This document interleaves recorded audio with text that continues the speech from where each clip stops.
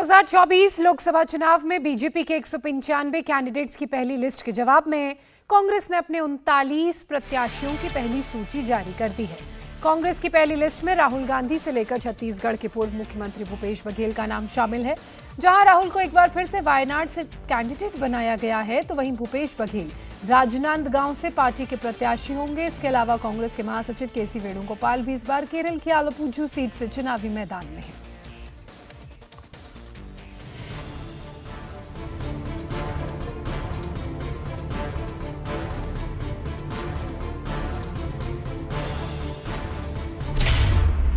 वायनाड से राहुल गांधी, राजनांदगांव से भूपेश बघेल, आलापुझा से केसी वेणुगोपाल, तिरुवनंतपुरम से शशि थरूर। ऐसे ही 39 नामों की पहली लिस्ट कांग्रेस ने जारी कर दी है। ये वो नाम हैं जिनके ऊपर कांग्रेस के 2024 चुनाव का दारोमदार है। इस लिस्ट के बाद अब बीजेपी के 195 कैंडिडेट मैदान में हैं, तो कांग्रेस के 39 नामों की घोषणा हो चुकी है। कांग्रेस के 39 नामों में 15 जनरल कैटेगरी के कैंडिडेट हैं, तो 24 कैंडिडेट SC, ST, OBC और माइनॉरिटी वर्ग से हैं। Now, Central Election Committee of Congress has selected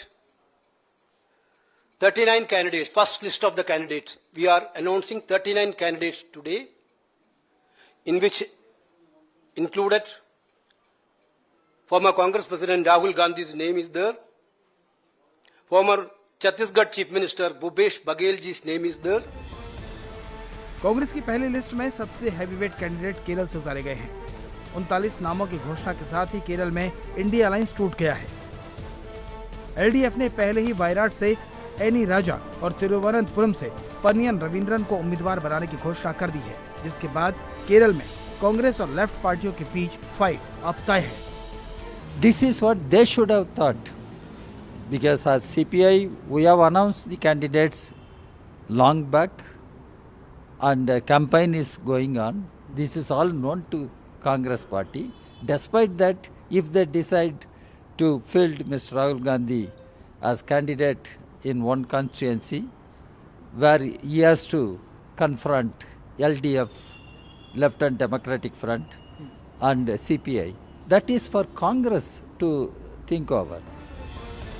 Modi की गारंटी के खिलाफ राहुल की न्याय यात्रा जारी है, तो इस बार टक्कर दक्षिण में भी दिलचस्प होने वाली है। Well, I'm very honored that the Congress party has entrusted me once again with the opportunity to defend my seat in Thiruvananthapuram. I've served the people of Thiruvananthapuram for 15 years now, and I look forward to an opportunity to continue that service. I think the people of Kerala this time will certainly not give the Congress the mandate that they gave them last elections. Last election, they had created an aura and a perception about what was going to happen in 2019, and the people of India want a third term for Narendra Modi ji, and I am very confident the people of Kerala will vote very, very clearly to strengthen Prime Minister Narendra Modi ji's hand.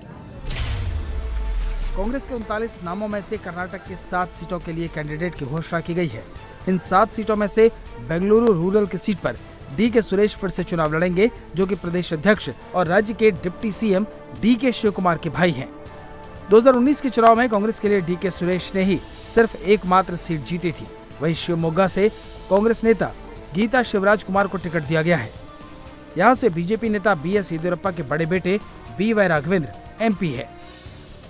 Karnataka से 7 candidate मैदान में है, तो पूर्व CM Bhupesh Baghel समेत छत्तीसगढ़ की 6 सीटों के लिए भी कैंडिडेट घोषित कर दिए गए हैं। हालांकि छत्तीसगढ़ में कांग्रेस विधानसभा चुनाव हार चुकी है, तो लोकसभा चुनाव में बीजेपी ने कांग्रेस की 6 सीटों के मुकाबले अपने 11 कैंडिडेट पहले ही उतार दिए हैं। खड़गे जी, सोनिया जी और राहुल जी ने जो विश्वास व्यक्त किया मुझ पर, उसके लिए मैं उनके प्रति कृतज्ञता ज्ञापित करता हूं। साथ ही ये जो विश्वास व्यक्त किया है, उस पर हम लोग खरे उतरेंगे। 6 कैंडिडेट छत्तीसगढ़ से उतारे हैं, डिक्लेयर हुआ है। मैं समझता हूँ कि बहुत अच्छा कैंडिडेट डिक्लेयर हुआ है। जिस तरह से रहती है उसी तरह से रहेगी। मैं भी एक आम महिला हूँ, लड़ूंगी अपने क्षेत्र में। जो मैंने किया है उसके उस पे, जो मेरे पिछली सरकार ने किया है उसके ऊपर में, और जो हम लोगों ने विकास किया है देश का, अपने क्षेत्र का, जो हमारी कांग्रेस सरकार ने किया है उसके ऊपर मैं लड़ूंगी। लोकतंत्र है, लोकतंत्र और प्रजातंत्र में प्रजा मालिक है। प्रजा जिसको बहुमत देगी, जिस पर विश्वास करेगी, उसको चुनाव जिताएगी। 2024 के चुनाव के ऐलान से पहले कांग्रेस की पहली लिस्ट बना बीजेपी के पहली लिस्ट की चर्चा शुरू हो गई है। जहां 195 की बढ़त के साथ बीजेपी कैंडिडेट अपने क्षेत्र में उतर चुके हैं, तो कांग्रेस ने 39 के बाद अगली लिस्ट पर मंथन शुरू कर दिया है।